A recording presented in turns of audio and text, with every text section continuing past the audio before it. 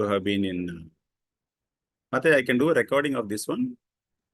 Yes, Prabhu, we are also doing streaming it live on YouTube. Okay. If you want, you can also do, Prabhu. Okay. 1 minute.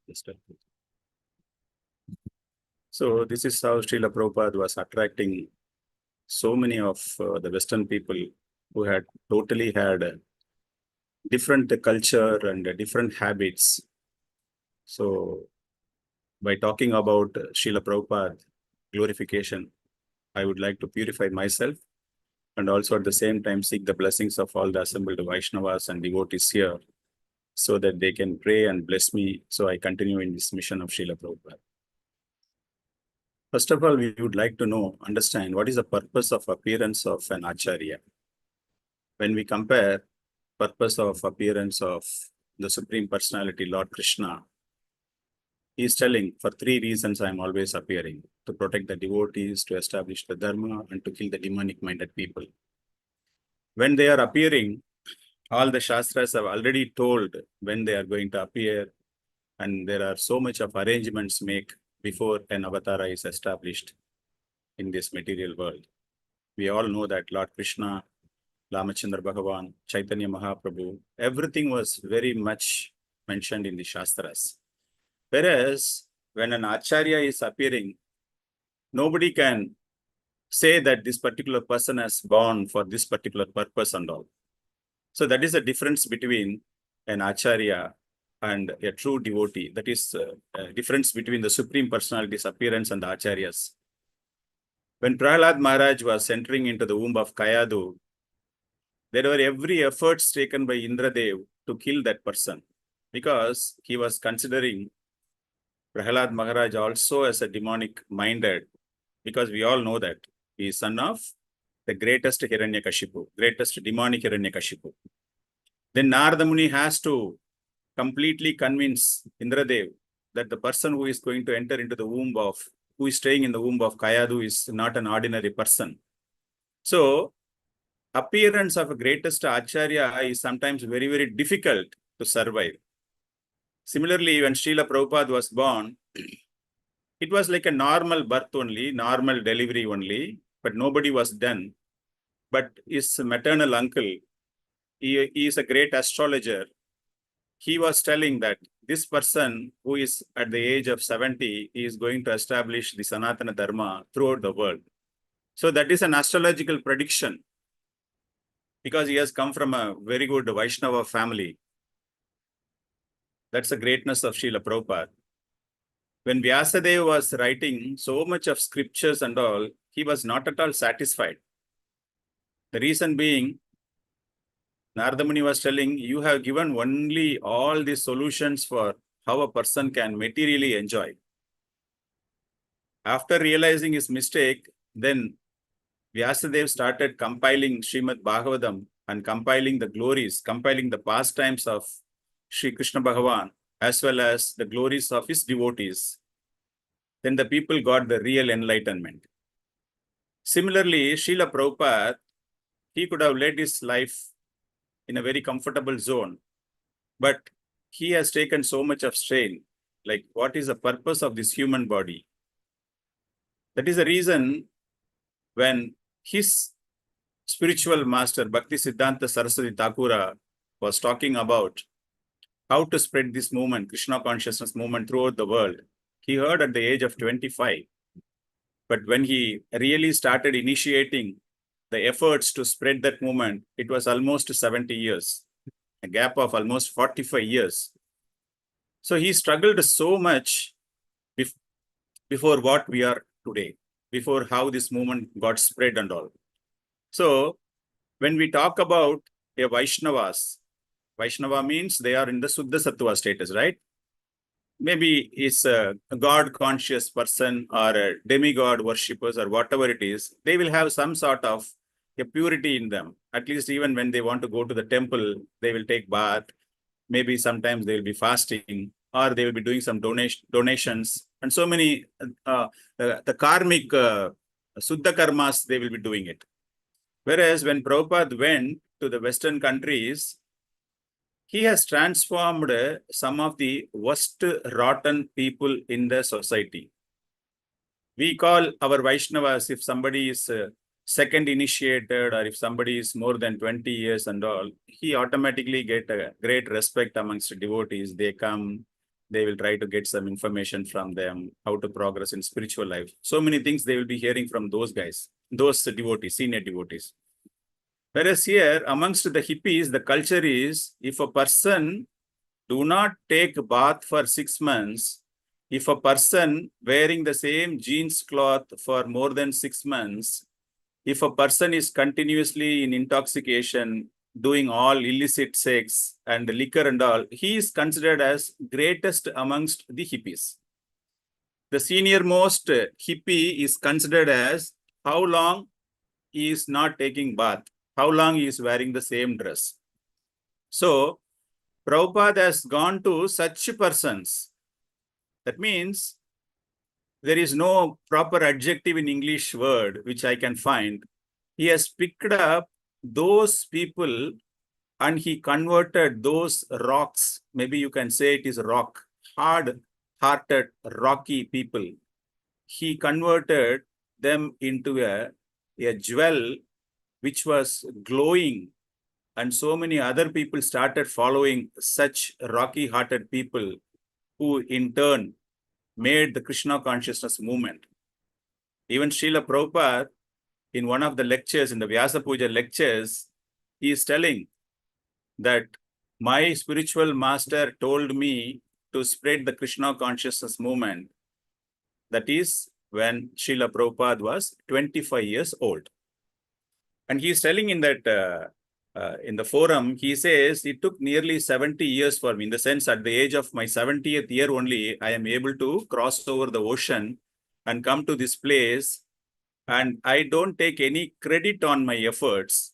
And all the credit, I am giving it to you people. Because without your support, the Krishna consciousness movement, because you have accepted me, you have completely changed all your habits, and you have taken all the very good qualities of a Vaishnava. See, he is giving such a credit to such a low-lying people, that is in the downtrodden, in the society, the low strata people, he is giving such a credit. So that is the greatness of Srila Prabhupada. We all know about his early life. Prabhupada is born in the year 1896, September 1st, in a small place in Kolkata, which is called Toliganj. So Nanda Maharaj, that is like Nandotsav, how Nanda Maharaj was celebrating Nandotsav. Similarly, his uncle, who predicted subsequently about his astrology and about his future and all, he very affectionately called Prabhupada as Nandulal. His father, Gaur Mohan De, and mother, Rajani. They are all very, very pious Vaishnava people. So that is how the children are getting imbibed by the culture of the parents. So this is what we all have to learn from Srila Prabhupada. That is a family, if somebody is in a devotee and if they are doing Krishna consciousness and devotional service to Lord Krishna, they have to ensure maximum how best they can convert their family members into the Krishna consciousness so that they can have peace of mind in performing the devotional service. So in this case, the Vaishnava culture was imbibed to Srila Prabhupada from the very young age. Even when the time cholera, we all must have known how this pandemic went now. Like that, in 1906, the cholera is one of the worst killer disease of those days. And Srila Prabhupada got affected by the cholera. And all the doctors were suggesting different thing. And one of the medicines which they were telling is to take chicken soup. Whereas Prabhupada's father was telling, no, I am not going to give my son this non-vegetarian item, and I will simply give the tulasi water. So that is the faith of a Vaishnava in Krishna. When we are all telling about Krishna consciousness, means the fully surrendered soul means, what is that means? We need to have the complete faith on Krishna that he is going to take care of me. If whatever is going to happen for me, it is because of Krishna. So he decides what I need to get. So his father simply gave the tulsi water to Srila Prabhupada at the young age. Abhay Charan. Abhay Charan means a fearless under the shelter of Lord Krishna. So this culture and this mood of his father got into Srila Prabhupada.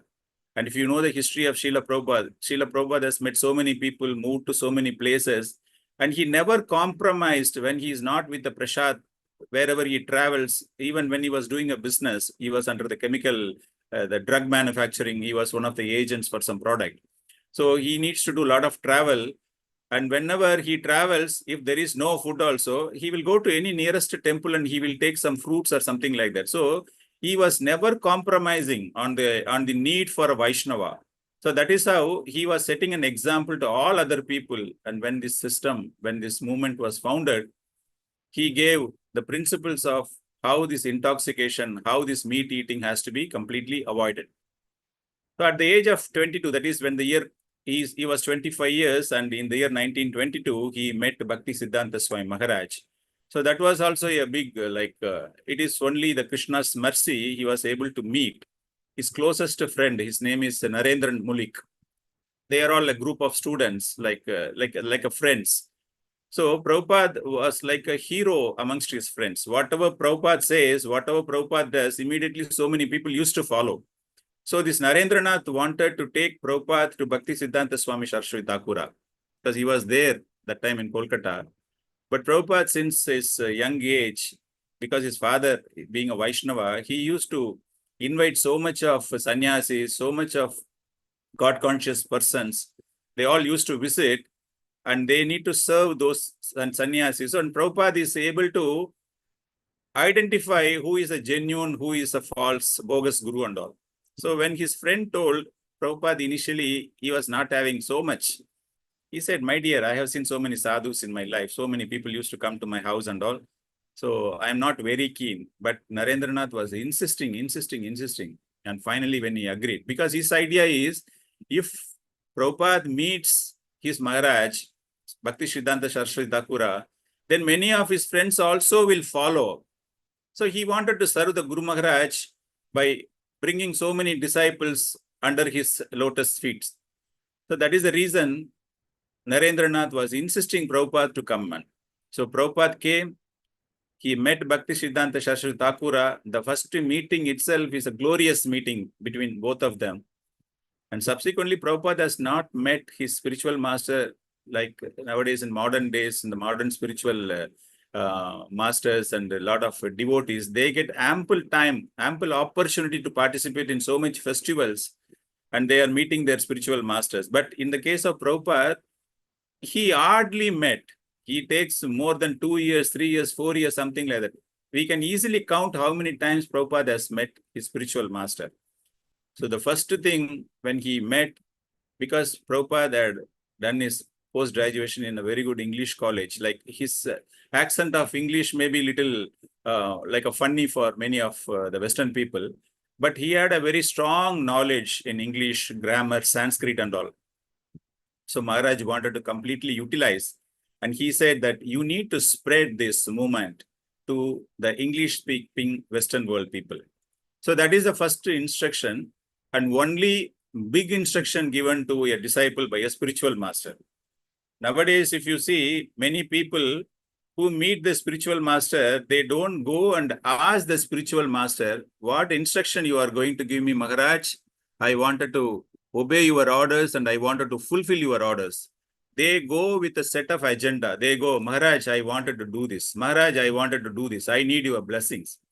So this is the mentality of the modern disciples and modern devotees. Whereas Prabhupada, though he was very reluctant to meet Maharaj that time, the instruction given, it was like completely stored, like how a computer stores something in the hard disk and all. Similarly, Prabhupada has put it in his mind at the age of 25, and that is what he was speaking in the Vyasa Puja thing. Though I got at the age of 25, and he was telling, I regret very much, I was not able to fulfill this much early in my life. But still, I am very happy that I am able to meditate on this instruction for the 45 years. He was not kept quite, okay, my Maharaj has told, let me forget. He's an old man, he told something. But let me focus on Krishna consciousness and let me do devotional service. He was never thinking like that. He was completely meditating on that, how I have to go, how I have to go and all. So it was not a bed of roses for Srila Prabhupada to take all these efforts. he has made so much of efforts to move to USA. And during that time, he was doing a lot of devotional service. He had his own a small league of devotees in Jhansi, Gwalior. He found that he was not able to get a good, what do you say, that support from many of the people and all. So he got only one initiated devotee that time. So he was very much in the mood of how I am going to take my spiritual master's words to the Western countries.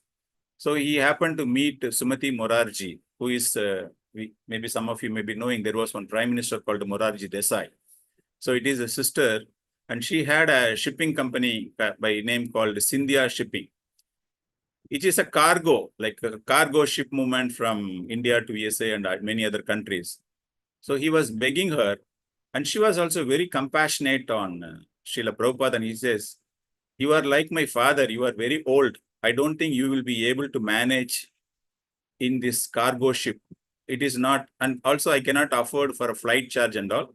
So she gave a free ticket for Prabhupada to go into the cargo ship. That is the famous Jaladuta. So the journey started 13th August of 1965. So it started, and on the very 13th day of the journey, he is writing it in his memories. On the board of Jaladuta, he had a heart attack. And we all know that Prabhupada had written one beautiful Bengali song, which many people are nowadays, where he was telling, I am a tool, I am a toy in the hands of Lord Krishna. He is praying to Lord Krishna. So whatever you want, you do it. I am not bothered. 2 days, consecutively 2 days, 13th day and 14th day, he had a heart attack. And at the age of 69 years, and when the sea water is so rough and the journey is not at all comfortable, just imagine how this old man could have suffered. Somehow he managed, and he was praying to Lord Krishna that whatever you wanted to do for me, you can do that. Then subsequently, it is a great surprise even for the captain of the ship, one Mr. Pandya, when the sea was moving into the Atlantic Ocean. He is telling, in my experience, I have never seen such a smooth sailing of my ship. This cargo, I have been traveling and I have been captaining. But today, especially this one, that is after the 14th day. 13th day, it was a rough weather and the heart attack problem, all these things. When he was sincerely praying to the Lord Krishna, so it was so smooth. And he finally landed in a place called Butler. That is, he has to go to New York port. So initially, he got on the 38th day, he went there. So he is writing in that memories, when people are going to foreign countries, immediately we change all our dress, right? We used to take different dresses. And you can see many people how they are dressing in USA, even our own people wearing saris or dhotis and all. When they are traveling to overseas or a foreign country, they will completely, because they wanted to feel like as if they are also a foreigner. The way they dress and the way they do their behavior, the culture and all, they will completely, they change. Like I told in the beginning, the Vaishnava culture, he has never compromised. He was a golden complexion person. His head is cleanly shaven, like some of the photos you might have seen, a golden head shaven and a shika in the backside and decorated with a whitish Vaishnava. That is the Gopi Chandan Tilak, he was wearing it.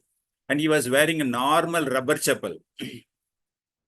Whether the person is knowing how to wear a shoes or not, if he's traveling overseas or if somebody is going from village to Mumbai or Delhi also, they will immediately put shoes.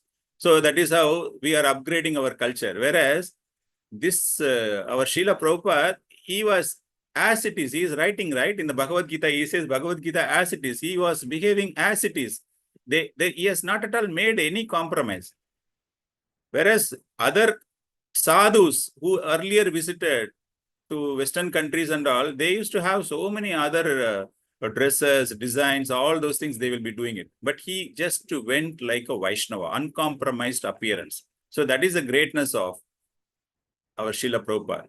And Srila Prabhupada, he has to meet one Mr. Agarwal in Pennsylvania, that is the butler. He went and stayed there in Butler, Agarwal. Sally Agarwal, that is a wife, is a foreigner, and this Agarwal is an Indian. It is a cross-country marriage.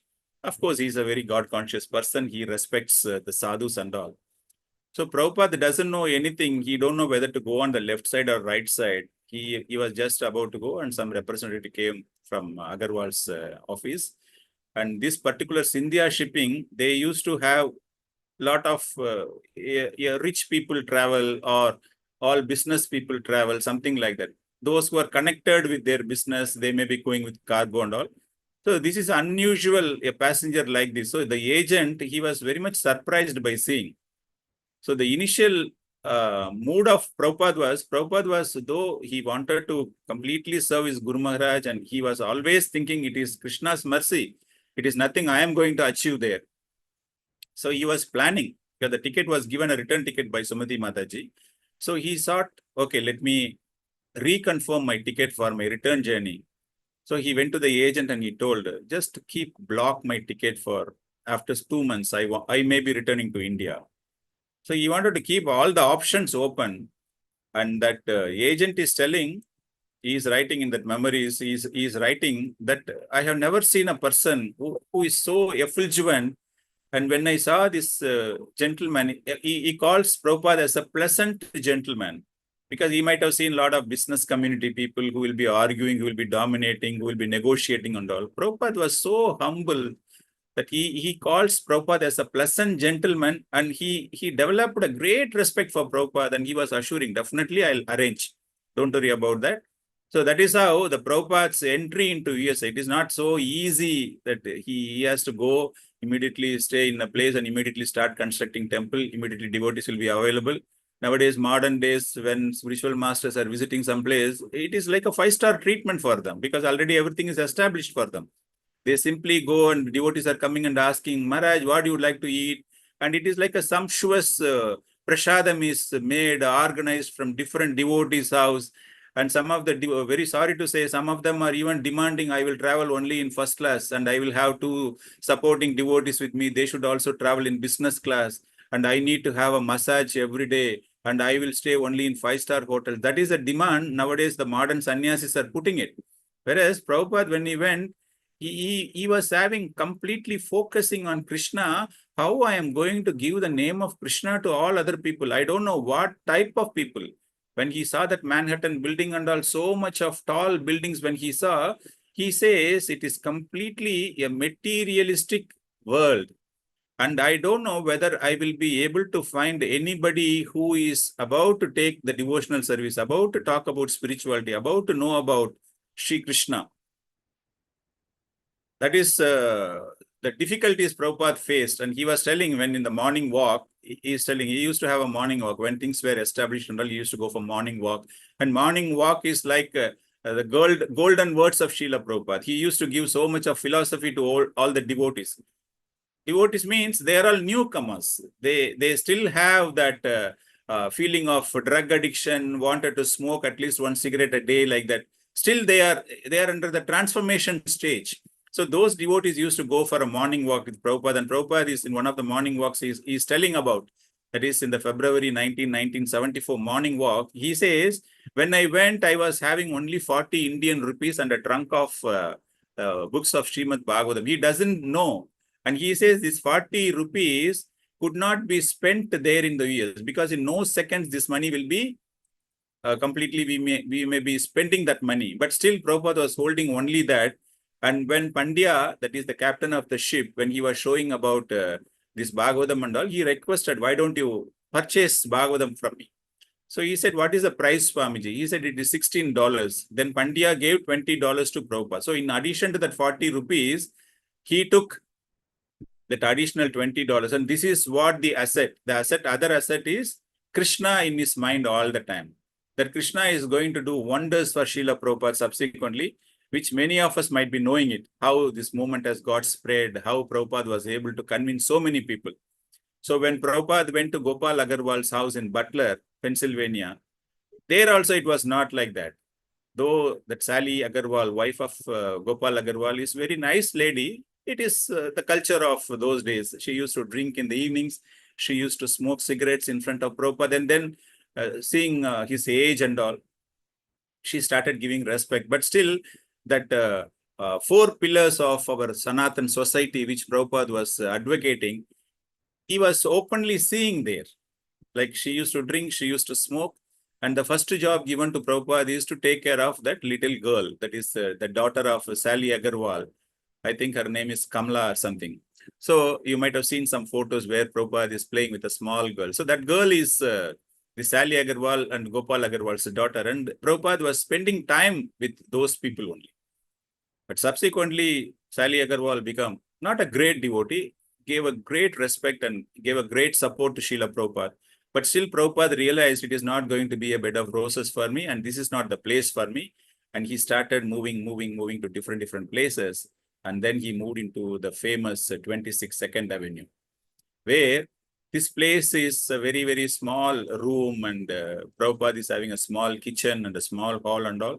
So whatever money he was having, whatever things he was doing it, so he was able to make. So that time he had some few devotees, very few devotees they were all very much impressed with these lectures and all. They were all coming and they were all supporting and they were all doing it to Prabhupada. So Prabhupada's job is just to, in that 26 Second Avenue, it is a Radha Krishna temple, where Prabhupada used to do a Mangalarti, morning Aarti, and he used to prepare prasadam by himself.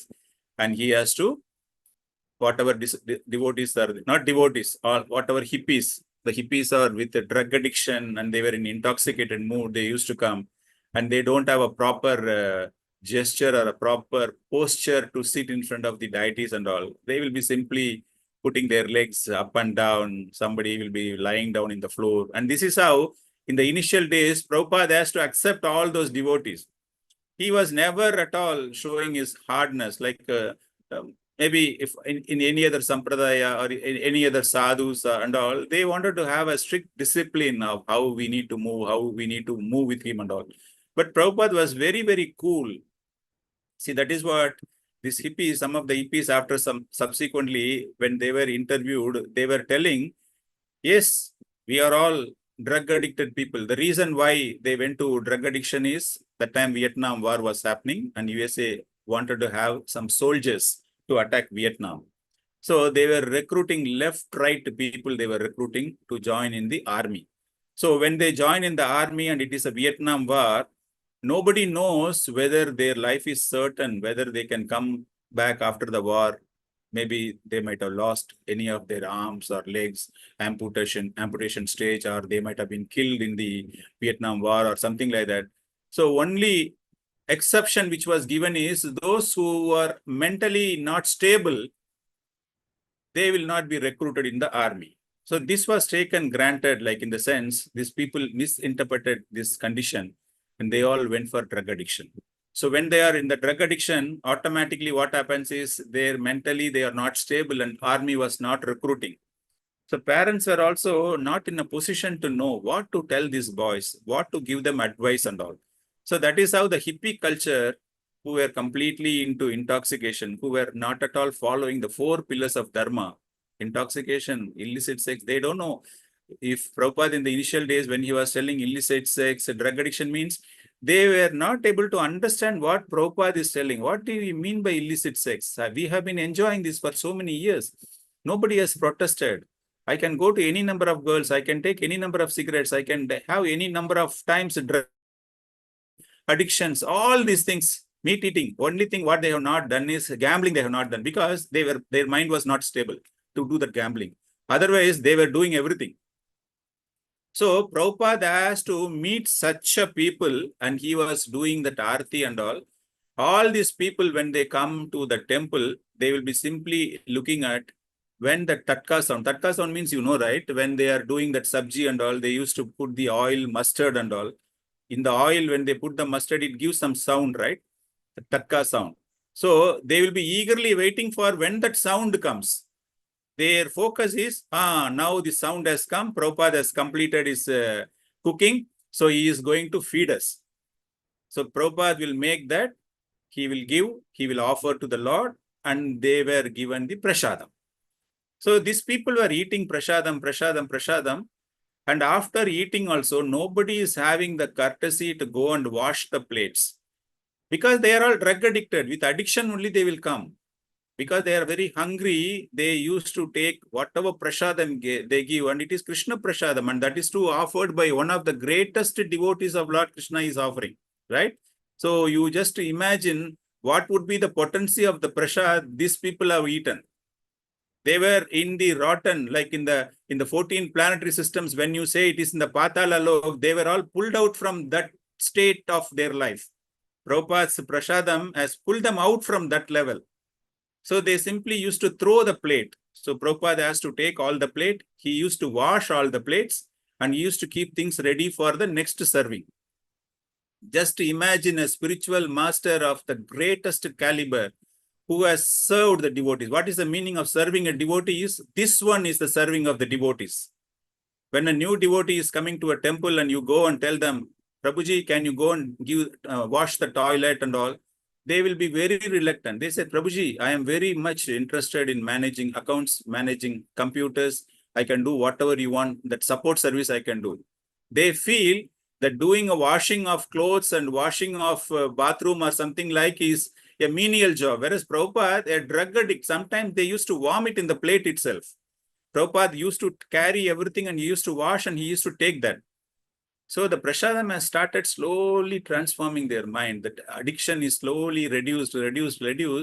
And one day, everybody, they started becoming compassionate towards Srila Prabhupada. And they were asking, Swamiji, Sadhu, they used to call him Swamiji.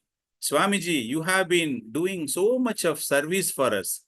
In turn, we wanted to do something for you. Can you tell me what we can do for you? All these hippies are very, very famous in playing music. We all know that, right? Everybody used to have a guitar and they used to song. They used to do something like what these people, ISKCON people, they are doing, chanting and dancing and all. They were all singing the Western songs and they are all very good musicians.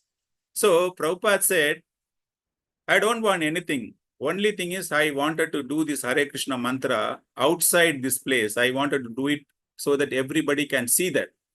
So that is how this Tompkins Square Park, we said, okay, let us organize this one for you. We will plan a great music festival. And that is how on 13th July 1966 at Tompkins Square Park, Srila Prabhupada started chanting Hare Krishna Mahamantra to the entire world. These people, the hippies, when they were playing music and when they were dancing for the tune of Srila Prabhupada, he was simply singing about Hare Krishna mantra only. When he was doing that, the whole gathering was mesmerized to hear that music and the potency of the sound and how these drug addicts are completely, because the parents were all completely, they were all bewildered. How could this old man at the age of 70 is able to transform these addicts? Because the government has spent, the mayor himself, subsequently New York mayor subsequently came and thanked Srila Prabhupada. Our government has spent so much of money and they wanted to completely transform these people. The de-addiction centers were failed and we were not able to bring these people into normal life. Whereas you have done a great magic and today they are all simply listening what you are telling. So that is what in subsequent interviews, these hippies were telling, nobody knows what to tell us. Nobody knows how to tell us. Whereas this old man, this Swamiji, has came and told us exactly what we were expecting. What exactly they were expecting is only compassion. Prabhupada has not given them any rocket science. Prabhupada has not given any philosophy. He had not spoken about Chaitanya Charitamrita. He has not told anything. He simply showed them the compassion and he simply served them the prasadam. This two component is the Tarak mantra. This is the mantra for any new devotee to come. When we see some new devotees or something like that, immediately the first thing comes to the mind of a person is a ego. Oh, I am a doctor. I am an engineer. This guy looks like a laborer. Why should I go and talk to him? Prabhupada is more than a doctor in Sanskrit, more than a PhD scholar in philosophy. He has never thought, I have this much of knowledge. Why should I go and meet this person? Okay, my Guru Maharaj has told, let me try. If it is not there, why should I waste my time with the small people? He has never thought. That is the compassion Prabhupada. Even his own God brothers used to criticize Srila Prabhupada because this was given, this instruction was given to various other God brothers of Bhakti Siddhanta Saraswati Thakura, and everybody was telling. There is one Maharaj called Sridhar Maharaj, which Prabhupada used to quote in many of his commentaries. Sridhar Maharaj, Sridhar Maharaj was also offered like why don't you go to Western countries? Prabhupada himself is admitting Sridhar Maharaj English is greater than mine. And he is such a poet, such a great scholar. His knowledge is so wide. Prabhupada himself is admitting that Sridhar Maharaj is such a great person. But that Maharaj also refused. He says, no, I am very happy with Vrindavan. I don't want to go anywhere other than Vrindavan. So his god brothers used to criticize, oh, this man is crossing the ocean. Those days, the sannyasi crossing the ocean is considered as a sinful activity. Then some of them started criticizing Prabhupada. Prabhupada, when somebody says Prabhupada, oh, he's a marriage broker. He used to marry people, like he used to arrange marriages for his own devotees. So Prabhupada in his Vyas Puja lecture, he is telling, yes, my god brothers were criticizing me as a marriage broker. They even don't want to call with my name. They says, yeah, that marriage broker sannyasi. Why I am doing marriage broker is, Prabhupada was always meditating on Krishna only. If my devotee is marrying to a non-devotee, what will happen to his life? So he was arranging marriage amongst a devotee. So that culture is now very strongly, many of his followers are doing it. The main reason being, he don't want the setup, a devotional service setup to be destroyed, get deviated, because if the girl is not convincing, that adaptability is not there with the girl or the boy. Even in some cases, it is happening now due to the parents and all. Sometimes what happens, they are all supporting to ISKCON, supporting to Krishna consciousness. The girl or the boy is not initiated. They are not into Krishna consciousness. We hope that they will be becoming initiated, or they will taking shelter or something like that. They are doing it. But we see many cases where the family is feeling like sort of either the boy is completely moved out from ISKCON or the girl is completely moved out of ISKCON just to satisfy the sense gratification of the boys and girls. So to avoid all these things, Prabhupada was very much he was focusing into the marriage between the devotees, because Western countries, they don't know what is an illicit sex, what is a wife concept. If somebody is living with the same partner for more than 5 years, 10 years, they consider that as it's a big miracle. It is a big achievement. So Prabhupada has realized, he's a visionary. He realizes all those things and he says, yes, definitely my devotee should marry a devotee only. So that is what he says, I become a broker, marriage broker, to protect my devotees from the Maya, and I wanted them to completely focus into Krishna service. This is how his early days and how the congregation was developed, how he was doing it. And when we talk about the construction of temples all over the world, that is also a great task Srila Prabhupada was initiated, and how this movement got spread. When we take the Sad Goswamis, when we know in Vrindavan, the 6 Goswamis have built different temples, right? No Goswami has constructed more than one temple. They had their own deities. They used to keep that deity and they used to have a small temple and they were worshipping that, and followers were following that Goswami's instructions. Whereas Prabhupada is more than 6 Goswamis. He installed so many deities. He went to different parts of the world, especially in the Western religious capital of ISKCON, the USA. He did the Rukmini Dwarakadesh in Los Angeles. He went to Radha Gopinath in Sydney, Australia. In Dallas is Radha Kalachanchi. A very interesting story about this Radha Kalachanchi. Maybe some of you might have been knowing that. What happened is, when those days when temples were keep coming, lot of temples. So these deities were ordered from Jaipur, and especially this Radha Kalachanchi is 500-year-old, which has moved from Vrindavan to Jaipur, and a model was made on the basis, because Aurangzeb was attacking. So to be on a safety, these deities were moved to Jaipur. And one Mataji, if I'm right, that Mataji's name is Malati, I'm not sure about that. That Mataji was advised by Prabhupada to go and see that deities and all. So she was arranging, and from there she arranged some 3-4 sets of deities, which has gone there. So when this Radha Kalachanchi deity has come, what had happened is the consignment was wrongly dispatched to 2 different temples. So this Dallas is in a USA place. This Radha Kalachanchi temple was there, and 2 parcels have gone, 2 consignment have gone to the temple, and the devotees have opened that, and that installation was happened. When they opened and they installed, they found both the deities are in different size and different shape. Krishna is a little tall, little fat and all. And Srimati Radharani is a little slim, sleek sort of thing and all. So they realized the mistake. This is not the place. Sorry, this is a wrong installation. And they were planning to shift the deities to the correct place. By the time they identified this deity has wrongly come here. So they wanted to change the deity. And in the dream of that Pujari, Krishna said, no, I am comfortable with this Radharani. So don't change me. So I'll just show that picture. Maybe you might have seen that picture. Let me see whether I can share the picture for you. So you can see Krishna is a little fat and Radharani is a little small size. So this is that Radha Kalachanchi's temple in Dallas. You can see Krishna is, you can see that, right? So this is the temple. So these people were, what do you say that? They were not at all having. So Prabhupada was very much into saying that I need to completely spread everything, and he was doing so many things and temples were opened, and even opening of the temples is also not very, very easy. He has to make so much of struggle in constructing the temple.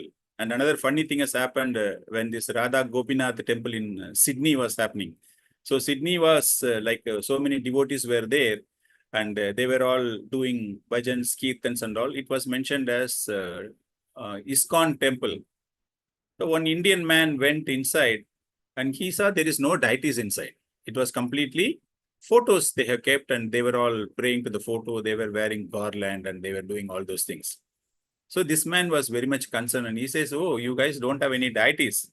Okay, I will sponsor a deity for you. I will arrange some deities to come to this temple and all. The devotees were very happy and they gave the address, everything they did. So this man went to India back and he made a deity in Jaipur, and the deities were shipped.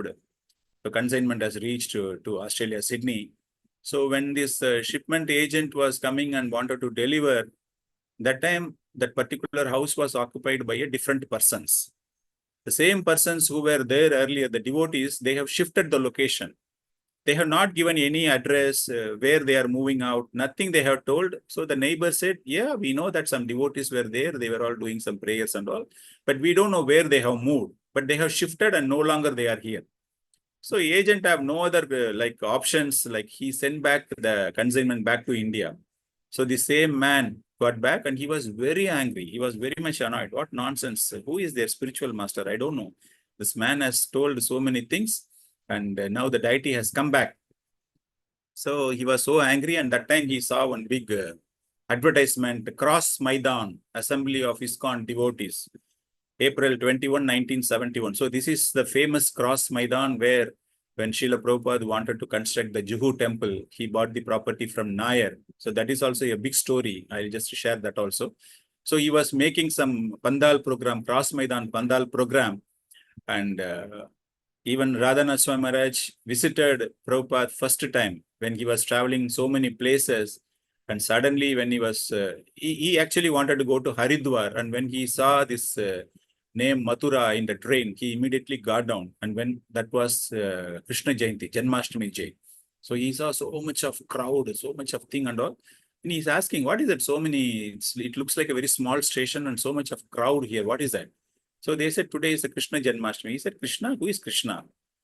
They said it is nearby Vrindavan only. So this curiosity made Radhanath Swami Maharaj to come. And subsequently, he was looking for where I will get the enlightenment. And he also came to Cross Maidan. He was, by the time he was able to collect so many information about Srila Prabhupada. And when he know that this Cross Maidan Prabhupada is coming and he's organizing, so he met Prabhupada there only. So that Cross Maidan, when the function was happening, the same person who has donated this deities, he came there and he was asking, who is the sponsor? Who is this Acharya? Who is handling that? I wanted to meet him and all. So when so much of crowd, people are there, and he went and he started shouting at Prabhupada. He said, what nonsense, your disciples and what you are training them. I just made some donation to your Australia temple. and this consignment has come back. They have shifted their places and nobody has informed him at all. So Prabhupada was maintaining very, very cool. He said, is it? I am very, very sorry. Where are the deities now? He said, yeah, deities are here only. Bring the deities immediately. So that time in the cross Maidan, that Radha Ras Bihari deities were this Radha Ras Bihari deities only, he has kept it in the Juhu temple. There is a place called Warden Road. If somebody is familiar with Mumbai and all, they may be knowing that. Warden Road, when the devotees moved to that place, they took some apartment there in the Warden Road. They were keeping the deities and they were praying it. Then subsequently, Prabhupada, when he was bringing the Juhu land, the same deities were shifted there. So this Radha Ras Bihari was brought and it was kept in that pandal. So he said, bring the deities also. And when the deity came, immediately he named the deities as Radha Gopinath. And both the deities were kept in that pandal, and so much of attraction, so many things were happening, and everybody was so glad that two set of deities were there. This Radha Gopinath also is so beautiful, so attractive. So technically speaking, Prabhupada has installed the deity first time at Cross Maidan itself. Then subsequently, he promised that devotee, don't worry, I myself will take these deities and go to Australia and I'll install that in Sydney, because this is the place where you wanted to keep that. So this is how Prabhupada has taken so much of struggle. So similarly, the Juhu temple also, what we are seeing when Prabhupada is a visionary also. Visionary means such a great visionary is devotees that Shyamasundar and Giriraj Swami. Maybe Shyamasundar, not many people may be aware. They might have been seen only in the books only. Giriraj Swami, a serving Vaishnava, a great initiating Acharya of our movement. So Giriraj Swami was there. He was managing the Mumbai project that time. When Prabhupada told these two devotees, Shyamsundar and Malti Mataji, they are all a very transcendental couple in ISKCON movement. So when they were managing this project, Prabhupada, he said, we are going to construct a temple in India, because he was naming so many places. He said Mumbai, Delhi, Ahmedabad, all these places he was telling, because I don't have any proper temples in these places in India. And I wanted, now Western people have come now, so I'll bring all those people to India, so they will get inspired. His basic idea why he was advised to go to Western country is, Indians are very, very like, we can say our weakness or something like that. We get always attracted by what is available on the opposite. So with the Western color, Western culture, all those things, it was very easily attracted to everybody. So Prabhupada, the idea is, he wanted to bring all the people so that they get attracted.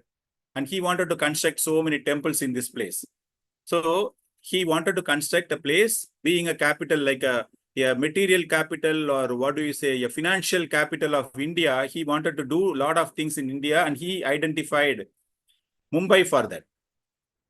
Juhu, that time, the place is considered as an outer, a remote place. It is like not even a suburban, it is like a village those days. Juhu means you need to go far off from the center Mumbai. Downtown Mumbai to Juhu is a long place, and many people feel that it is difficult to travel, not so much of transportation available those days.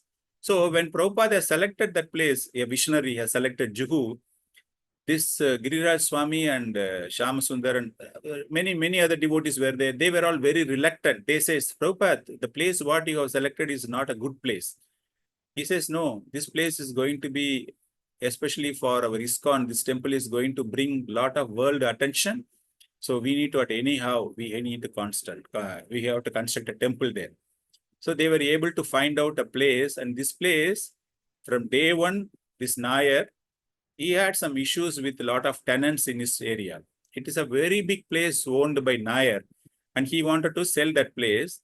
And he was having an amount of 100 times of what Srila Prabhupada has offered. That is the price those days he was able to get for the Juhu place. Such a big place. And Prabhupada went and argued and negotiated for 74 lakhs, that place. And that too, the condition is, he will give 2 lakhs as an advance money, and subsequently 2 lakhs for next 37 years. Every year he will pay 2 lakhs only. So that is the negotiation with Nair. And even he was not in a position to give the 2 lakhs immediately. He said, I have only 50,000 rupees now. I will give you 50,000. when we give the next 50,000, you need to give all the documents to us. This is the agreement, gentleman agreement. Though Nayar's wife was very reluctant, she was telling, no, this place will fetch millions for us. You should not give this money for such a low price. But Nayar, he was telling, no, Swamiji is doing very good devotional service. And Prabhupada was explaining completely about what are all the projects he is planning. He was telling about Gurukul, he was telling about Goshala, he is talking about Prashadam, elderly home, so many things he was telling I am going to form in this area. So that man was so much attracted and he says, yes, definitely we need to help Swamiji. Maybe initially Nayar was very sort of a pious-minded person, he spoke like that. But subsequently Nayar's face completely turned against, and we all know that how he has given so much of trouble for Srila Prabhupada. Prabhupada, after taking the Juhu temple, don't think that Prabhupada was there all the time to manage the construction. Prabhupada was on his preaching mood. He was completely traveling the Western world. He was going everywhere, and only Giriraj Swami was given the in charge of managing, collecting funds, negotiating with Nayar, and do the construction. So at one point of time, completely the setup was turned against ISKCON, and there was a case, and they started demolishing. The devotees were struggled, they were beaten. All those things have happened. But everything was Krishna's mercy. And Srila Prabhupada, he says, it is only my wish, Krishna only fulfills. So he was maintaining the calmness, coolness, everything. And subsequently, we know the history, like how the Thackeray, Bal Thackeray, that Shiv Sena's leader who helped, he was having a very great political clout, a very strong personality of those days. When the building was about to be demolished, when everything was there, the municipality have sent the demolisher, all these bulldozers were standing there. But this Bal Thackeray has just made one phone call. So everything was stopped. So that is how today what Juhu temple, like Prabhupada, how he has foreseen, the temple has attracted so many people. Just as a great gratitude, when Bal Thackeray left his body, the complete last rite rituals were taken by ISKCON people. Maybe you can see in the YouTube also, this Bal Thackeray's rituals, you can see that so many people were there chanting and they were doing completely the sanskars where the family was following ISKCONs. So that is a great faith Bal Thackeray also had on Krishna, as well as our movement was also reciprocating the gesture like of Bal Thackeray in protecting the Juhu temple. So it's all Krishna's arrangement, how he is connecting the devotees, how the great devotee Srila Prabhupada was completely having strong faith in Krishna that it will be done. So everywhere, whenever Srila Prabhupada sees any building for anything to be taken for our temple, he will negotiate with the lowest price. All the devotees around him, they will be afraid because they only introducing that landlord to Prabhupada, right? So they may be expecting that Prabhupada will give the market price so that there will not be any problem and all. Even when I think it is a Chicago temple, when it was seen by Prabhupada, it was something like $2.5 million. The landlord was quoting, and it is so big, it is like a palace, and inside, when they are claiming the upstairs and all, that owner has put some golden and precious stones on the side of the pillars he was put. So when we go inside the temple, like inside the palace, it will be like a big palace with so much like how Krishna's Dwaraka palace were there. It was like that. So he was telling $2.5 million, and Prabhupada asked it for something like 170,000. That means $170,000 only he asked. 10 times value less than that. He was asking, then subsequently it has gone to 2.5 lakhs dollar only. But negotiated, funds collected, and the landlord. So Krishna has changed the mind of the landlord, and also he has given such a great devotee, Srila Prabhupada. He wanted to give the grandeur to Srila, to the Supreme Personality. Even when some of them were questioning, Prabhupada, you are spending so much of money for temples. You are making every temple like a 5-star hotels.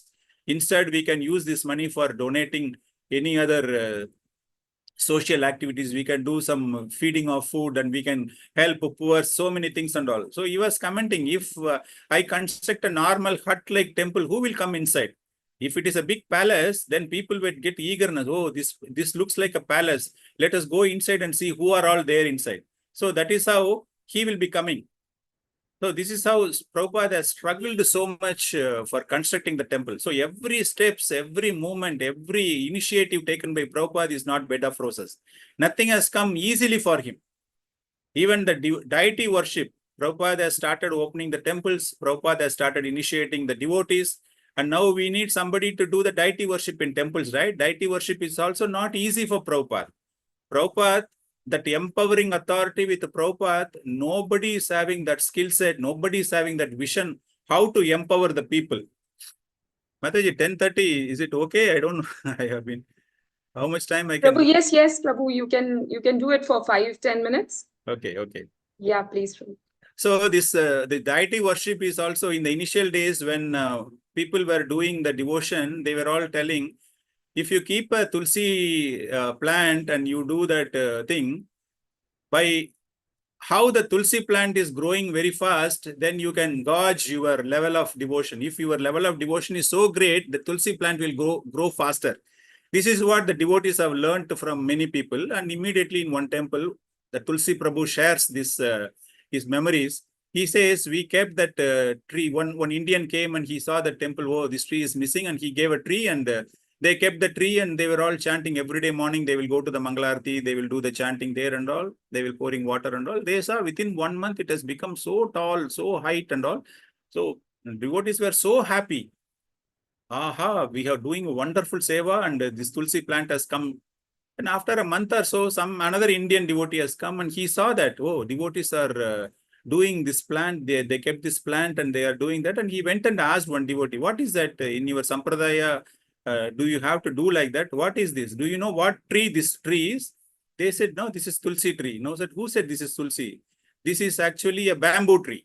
So when you keep a bamboo tree and pour water, the bamboo will grow very fast. So this is a bamboo tree. This is not a tulsi. So this is the level of deity worship these people were knowing.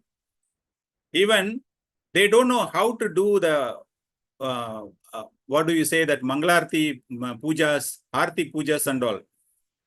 In one temples, Prahaladananda Swami Maharaj is now initiating Guru. He quotes that when he entered into a temple, that Pujari immediately said, I have to go to the other center. So why don't you take the Pujari Seva today? He says, I don't know anything about Pujari Seva. He said, no, nothing, worry. You just take all this paraphernalia. You keep that fragrant sticks, and you can keep some flowers. You can keep that dhoop and all. You just show it in front of the Lordship for 6 times. You can just do that. That's it. That's the only instruction given to Prahaladana Swami, and that man has went. That Pujari has went. So the Swamiji, Prahalan Swamiji has went there, and he is telling that I don't know how many times I have to show and how much time I have to do.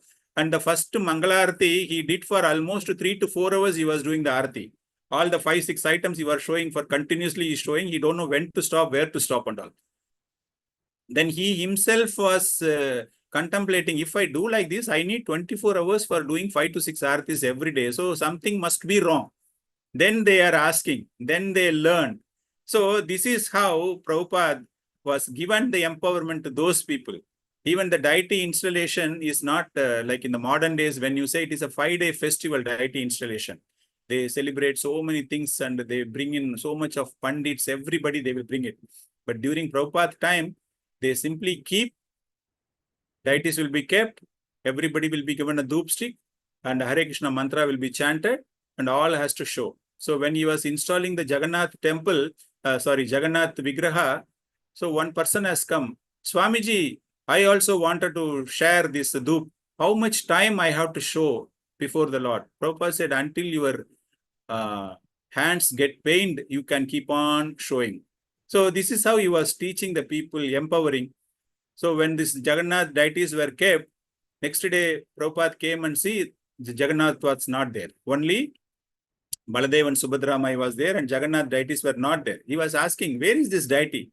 He says, Swamiji, you only told that, right? Whatever is the best to be given for the deities. So we took the Jagannath to nearest beach. We all enjoy going to the beach. So we, along with us, we took the Jagannath also to the beach. So Prabhupada has not at all got angry and all. He says, yes, very good. But there are some procedures to do that.